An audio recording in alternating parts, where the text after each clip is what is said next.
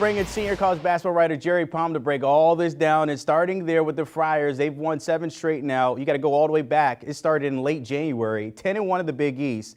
Are they the team to beat in this conference for you? Yeah, I think you have to say they are, but they still have 2 games left with Villanova and 3 games a month ago that were postponed that may or may not get rescheduled. If they do, that schedule gets really compressed in the last 5 weeks of the season. So we'll have to wait and see what Providence's schedule looks like down the stretch of this season. And nobody's hotter, really, probably, other than Providence, than Marquette, who's making a run. But I still think you have to say Providence is the team to beat in this. 22, as you mentioned there, those 2 against Nova, then also Xavier there later in February the 23rd. So interesting to see how that pans out for them. Elsewhere, Baylor kind of falling off that top line when it comes to your top 4 seeds. Doesn't help with the loss at Kansas. What did you see there from them? Yeah, Baylor's been really struggling lately, and part of it is they haven't been healthy. I mean, their leading scorer's been out for a little while. They got Flagler back for this game, but they were just out of sorts from the beginning. That's a tough place to play, obviously, but Baylor just never got anything going, and it's been a little bit like that lately. They've been struggling, and they're going to fall. Not just off the top line of the bracket, they may not even be on the 2 line. That's a team that's a very competitive part of the bracket right now, and Baylor is falling the wrong direction as this thing is going.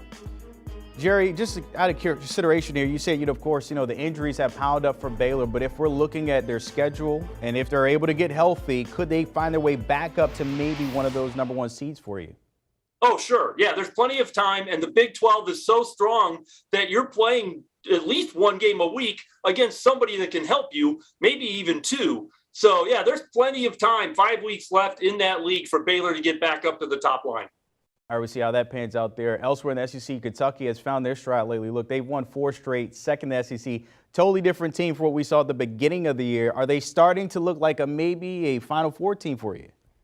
Yeah, in fact, I think their only loss in the last 9 games is the one at Auburn. So, yeah, they're really coming around. Obviously, the win at Kansas was a statement game. The talent on that roster, I don't think anybody ever really thought they weren't a potential Final Four team. But lately, over the last, month, they've really been starting to play like it. Unfortunately, Auburn is not going to Rupp. So the next time they can play each other would be in the SEC tournament. But Kentucky still has some good games left. So that they can resume build a little bit and maybe even make a run at the #1 seed. Are we looking at maybe Auburn as their biggest challenge in the conference, or how do you like that matchup between the 2? Well, Auburn is definitely the biggest challenge in the SEC. I mean, they've been dominant all season. So, Auburn won the first game. That was at Auburn. But I think it would be a good game if they get to play each other on a neutral court. Well, there really aren't neutral courts when Kentucky plays, but still a neutral court in the SEC tournament. We see how that pans out there. How about your most important games this week that you're watching here? Yeah, Tuesday's going to be really busy. We've got a Big Ten doubleheader with Wisconsin at Michigan State, followed by Illinois at Purdue. Those are the top 4 teams in the Big Ten. So those 2 games have a lot to say about the conference standings, which Illinois currently leads, and also how those 4 teams could end up sorting out in the bracket. Both road teams, Wisconsin and Illinois, are trying to avenge home losses in those games. And then Marquette at Uconn. Like I just said, Marquette is one of the hottest teams in the Big East and has been playing their way up the bracket. Uconn just got healthy and dominated Georgetown in the first game healthy, and they have really struggled since.